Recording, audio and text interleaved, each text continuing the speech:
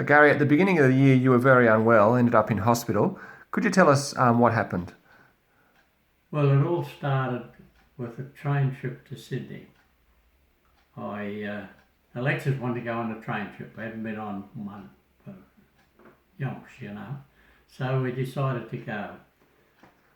We got to Sydney and everything was fine, but the day we was coming home, I started feeling sick. And I was going to the toilet a lot more than I should be.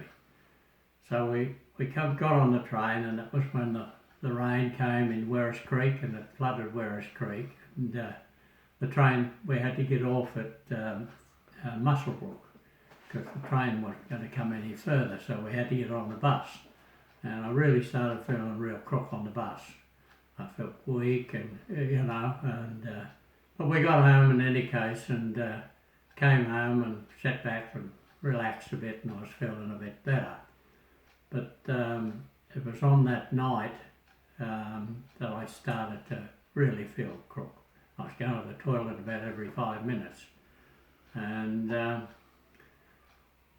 decided to see what was going on, and I could see the pan was just full of blood. That's all it was. So I woke Alexis up. It was about 11 o'clock, and asked her to ring the ambulance. I think I got to go to the hospital, and she doesn't drive overnight, so the ambulance came, picked me up, took me up to the hospital, and they took me in, and they gave me a angiogram. What was it? CT scan. CT scan, and they said that I was bleeding from down below, and they'd give me 2 bags of blood at this time because I'd lost so much. And the next day they kept monitoring me, thinking that maybe it had stopped, and by that late afternoon they decided they were going to send me to Newcastle because they figured it was coming from the bowel, and they couldn't do it here. So it was that evening, I don't know, 7 or 8 o'clock that evening, that the air ambulance was over there, so they put me on the airplane and shot me down to Newcastle.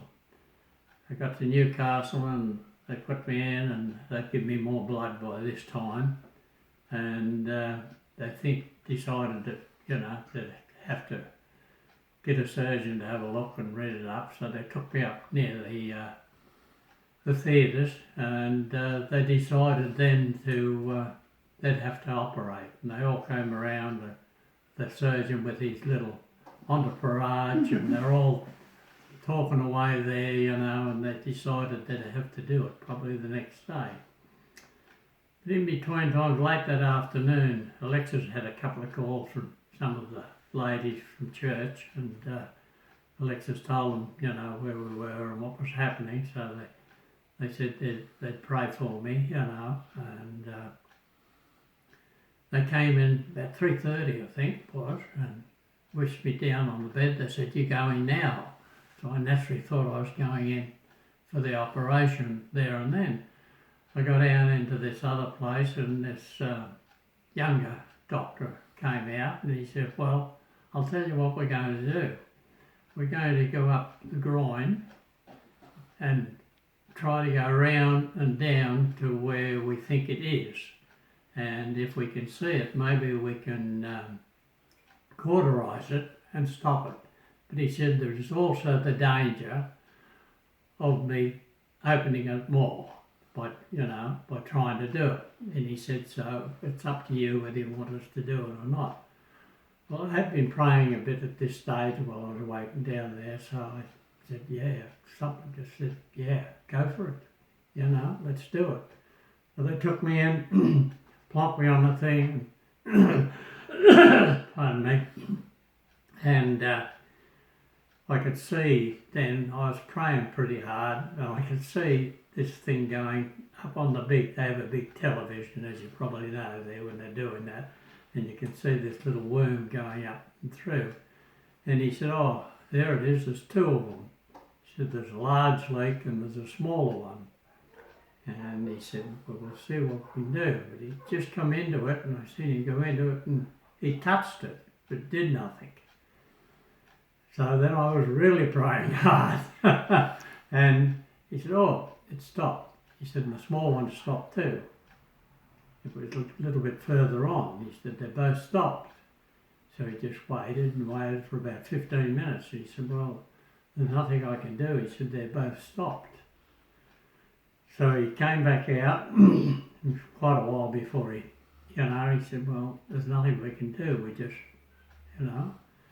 And I was feeling better the whole time. I thought, no, something's there, Something's helped me. Prayer's helping me. And so I'm a great believer in prayer because I've been through cancer and all of that. And prayer really was on my side, So then they took me back to the ward.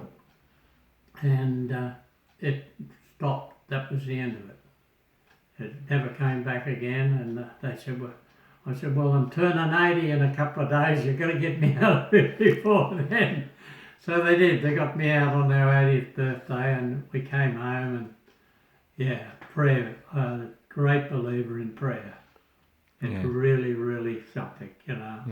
It's there. And if the Lord's there, he'll help.